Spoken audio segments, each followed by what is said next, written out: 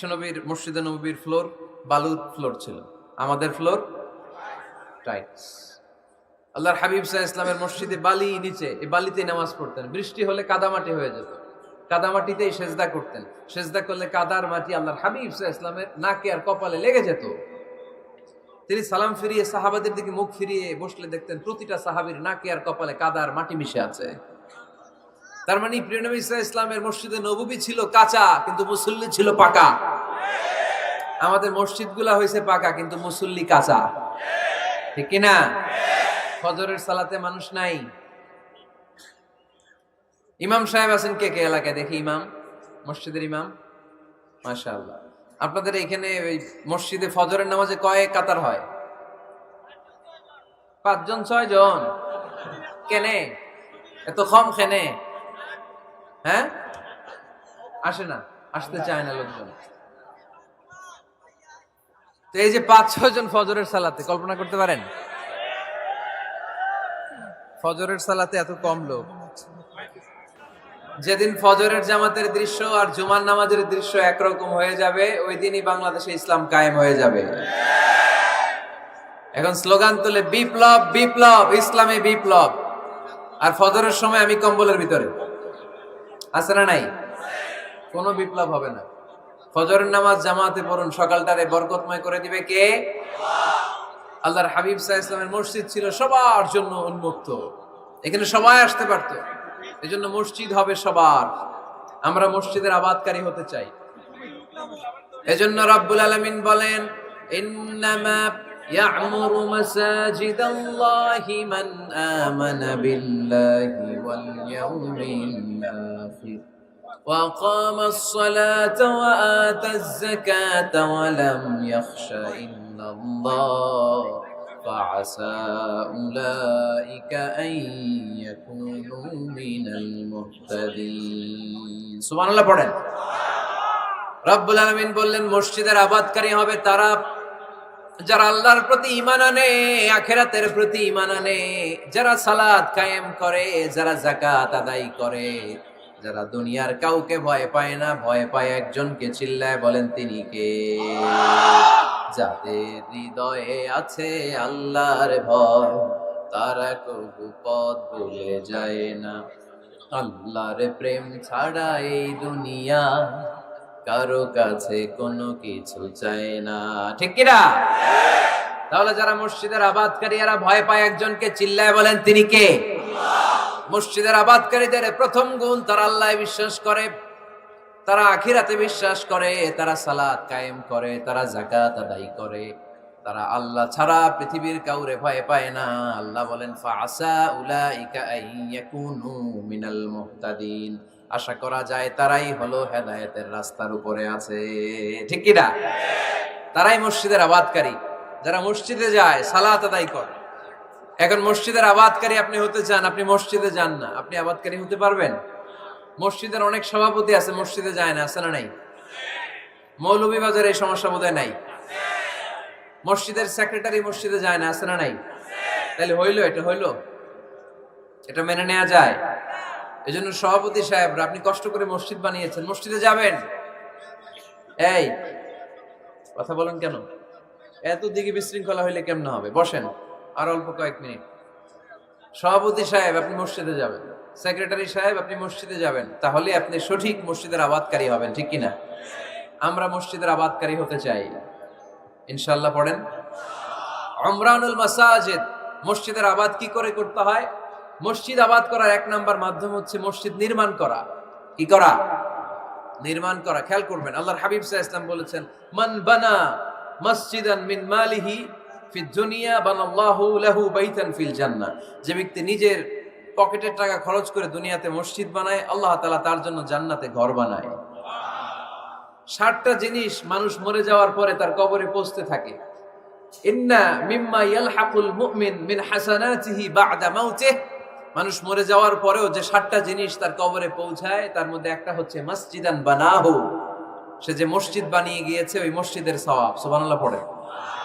আপনি টাকা দিয়ে মসজিদ বানিয়ে দিলেন, ওই মসজিদে মুসল্লিরা নামাজ পড়ে, রোজাদাররা এসে ওখানে ইফতার খায়, তাহাজ্জুদ আদায়কারীরা তাহাজ্জুদ পড়ে, তাদের সওয়াবের কমতি হবে না, কিন্তু তাদের সওয়াবের একটা পার্সেন্টেজ সওয়াব যে ব্যক্তি মসজিদ বানালো তার আমলনামায় আল্লাহ ঢুকিয়ে দেয়। এজন্য বেশি বেশি মসজিদ বানাতে রাজি আছেন তো? তাহলে মসজিদ আবাদ করার প্রথম মাধ্যম হচ্ছে মসজিদ বানানো। 2 নাম্বার মাধ্যম হচ্ছে মসজিদে যে জামাতে সালাত আদায় করা। জামাতে সালাতুল জামাআ তাফদুলু সালাতাল ফাযযি বি27 দারাজা।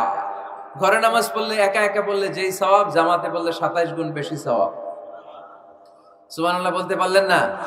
হে নামাজি আমার ঘরে নামাজে পড়ো আজ, দিল মে তোমার চরণ তলে হৃদয় যায় নামাজ।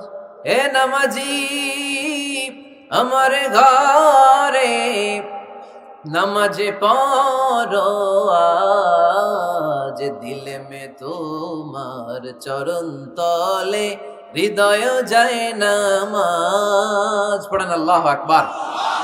কি সুন্দর লিখেছেন কাজী নজরুল ইসলাম। মসজিদ কেমন যেন মসজিদ তার নিজের ভাষায় আল্লাহর কাছে কেঁদে কেঁদে ফরিয়াদ জানায়, আল্লাহ নামাজিরা আমার ঘরে আসে না, কি সুন্দর টাইলস, কি সুন্দর মুসল্লা, কি সুন্দর এয়ার কন্ডিশন, সব আছে কিন্তু মুসল্লি নাই, ঠিক কিনা?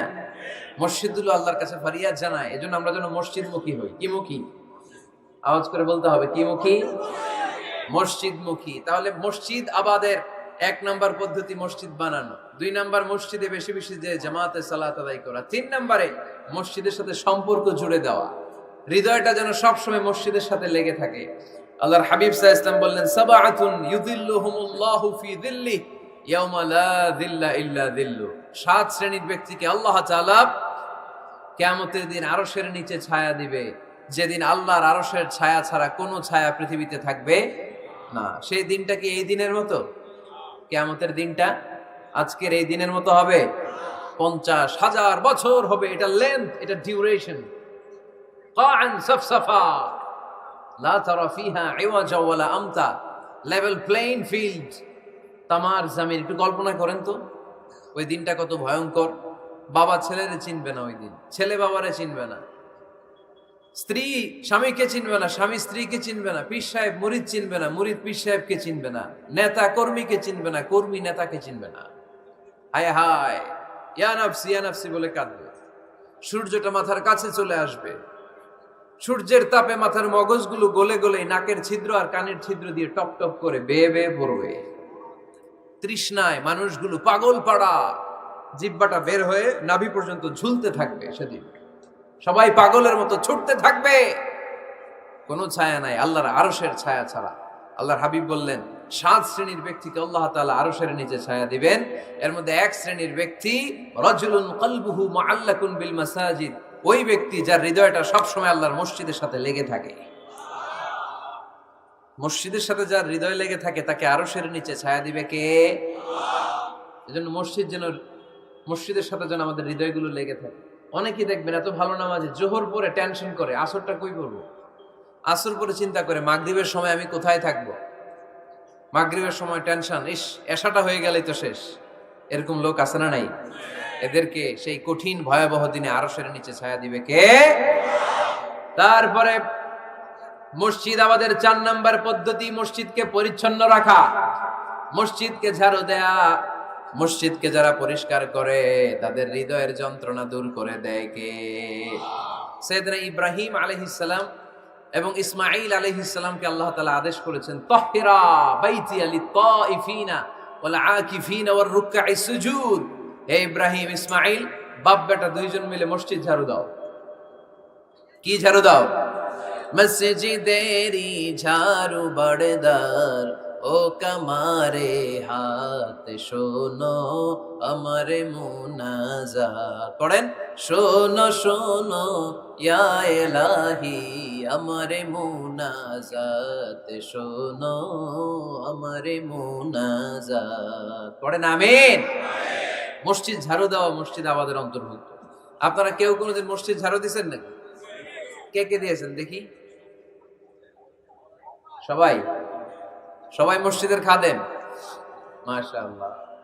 আমিও দিছি মসজিদ ঝাড়ু, অনেক দিছি। মাশাআল্লাহ, আল্লাহ তুমি কবুল করো। যাদের হৃদয়ে বড় জ্বালা, ফ্যামিলিতে সুখ নাই, শান্তি নাই, তারা হৃদয়ে প্রশান্তি আনতে চাইলে এতিমখানায় যাবেন, এতিমের মাথায় হাত বুলিয়ে দিবেন, এতিমের মুখে খাবার তুলে দিবেন, আপনার হৃদয়টারে নরম করে দিবে কে? আল্লাহর ঘর মসজিদে যাবেন, নিজ হাতে মসজিদটারে একটু পরিষ্কার করে দিবেন, আপনার জীবনটারে উজালা করে দিবে কে? তাহলে এগুলো করার মাধ্যমে আমরা মসজিদের আবাদ করতে চাই। আমরা মসজিদের আবাদকারী হতে চাই কি চাই না?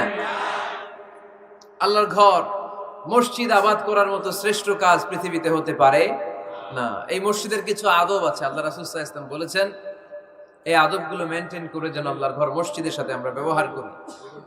মসজিদের 1 নম্বর আদব হচ্ছে মসজিদে ওযুর সাথে প্রবেশ করা। কিসের সাথে? ওযু করে পরিচ্ছন্ন হয়ে মসজিদে প্রবেশ করা। এজন্য অপবিত্র অবস্থায় গোসল ফরজ, এরকম অবস্থায় মসজিদে ঢোকা যাবে? কথা বলেন, ঢোকা যায়? যেই নারীদের মাসিক চলতেছে, মেনস্ট্রুয়েশনাল পিরিয়ড চলতেছে, ওই নারীদের পক্ষে মসজিদে ঢোকা জায়েজ আছে? নাই। তাহলে এটা হলো 1 নম্বর আদব। মসজিদে ঢোকার সময় কি করে ঢুকবো? ওযু করে। আওয়াজ করে বলেন, কি করে ঢুকবো? ওযু করে। 2 নম্বর আদব হচ্ছে মসজিদে যাওয়ার সময় সবচেয়ে ভালো জামাটা পরে যাব, সবচেয়ে ভালো পাঞ্জাবিটা পরে যাব। জান তো আপনারা? না সবচেয়ে সিরাটা পরে যান? হ্যাঁ, অনেকের নামাজের জন্য একটা পুরান জামা আছে, সিরা পাড়া, এদিকে হাত উঠালে এদিকে দেখা যায়, আছে না নাই? সবচেয়ে সিরা পাড়াটা রাখে নামাজের জন্য, কপাল পোড়া। আর সুন্নাতে খাতনার অনুষ্ঠানে গেলে মাশাআল্লাহ লেহেঙ্গা গায়ে দিয়ে যায়, আছে না নাই? না, আপনি ইবাদতের জন্য সবচেয়ে সুন্দর জামাটা রাখবেন। এজন্য রাব্বুল আলামিন বলেন, ইয়া বানি আদম খুযু যিনাতাকুম ইনদা কুল্লি মসজিদ। ও বনি আদম, তুমি যখন আল্লাহর ঘর মসজিদে ঢুকবা, ও বনি আদম, তুমি যখন নামাজের মুসল্লায় দাঁড়াবা, তোমার সবচাইতে দামি, সবচাইতে সুন্দর জামাটা গায়ে দিয়ে তুমি নামাজে দাঁড়াও। ঠিক কি না? তাহলে এখন মসজিদে যাওয়ার সময় কি গায়ে দিয়ে যাবেন বলেন? খিতা করবেন? হ্যাঁ, মাশাআল্লাহ, হ্যাঁ, সবচেয়ে ভালো কাপড়টা আয়রন করে পারফিউম মেখে তারপরে আমরা যাব। রাজি আছেন তো? 3 নম্বর আদব হচ্ছে মসজিদে ঢোকার সময় বাম পা দিয়ে ঢুকতে হয়।